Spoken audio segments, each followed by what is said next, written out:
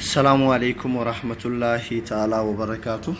Hordoftoonni YouTube koo jalatti argamtan marti keessan har'a dhaamsa jabduu tokko jechuudha. Waan akiraa fi addunyaa kanarratti nu fayyadu tokko isinii qabadhee dhiyaadheen jira. Innis egaa obboleessi keenya akka suuraa armaan gadii irratti mul'atu jechuudha.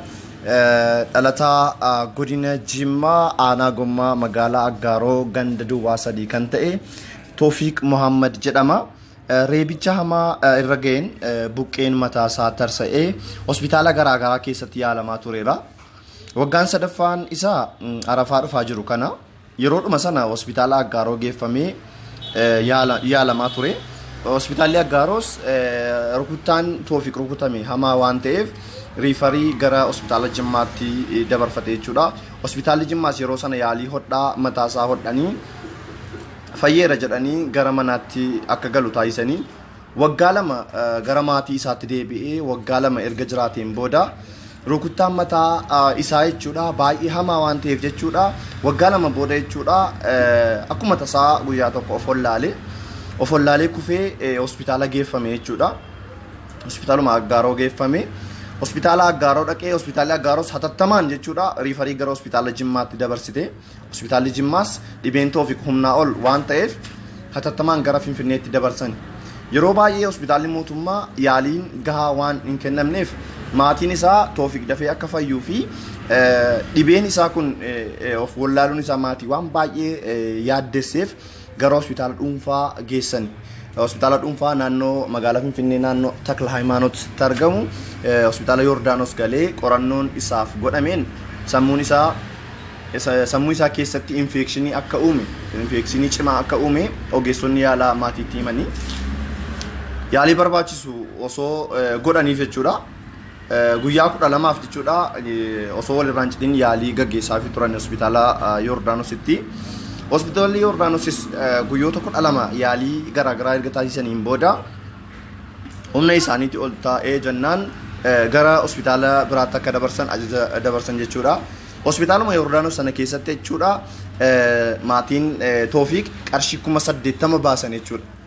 Guyyaa 12 gidduutti qarshii 80,000 baasanii ammas osoo abdiin kutatin hospitaala raashiyoota naannoo Lidataatti argamu Baalchaa geessan jechuudha. Hospitaala Baalchaa geessanii achittis ammas sammuu isaa ariitiidhaan jechuudha yeroo sadaffaaf operaasiyoonii godhamuu qaba jedhanii galchaniin waan isa barbaachisu hunda godhanii fi hamma yoona hospitaala Baalchaa qofatti jechuudha yaalii garaagaraa taasifamaa ture.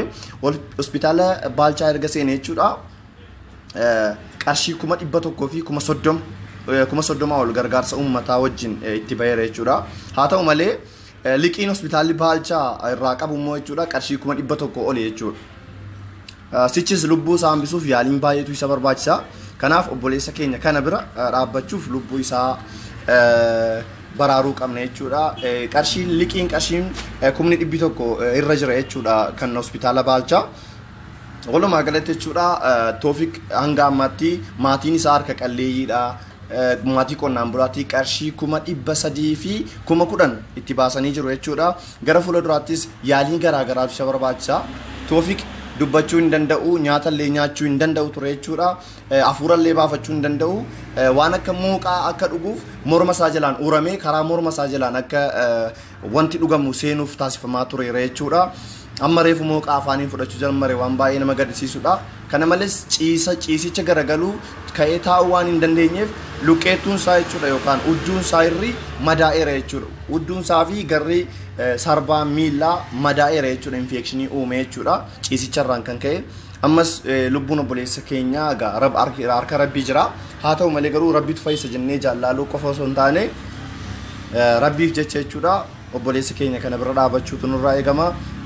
Kanaafuu yaa obboloota akiraa bakka jirtan maratti jechuudha rabbiif jecha obboleessa keenya kana bira haa dhaabannu jechuun barbaada.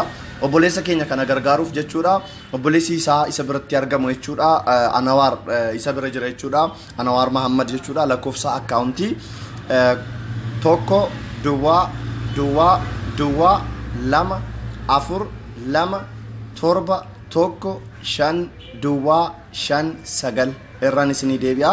1-2-2-2-2-4-2-7-1 duwwaa 59 Anwar Muhammad jettanii baankii Itoophiyaa Nigdi Baankii jechuudha gargaarsa humna keessanii akka gootan waamicha obbolummaan isinii dabarsaa balaa akkasii rabbi isinirraa haa qabu obboleessa keenya Toofiq Muhammad rabbi rubbuu isaa nuuf hambisu ulfaadhaa horaa bulaa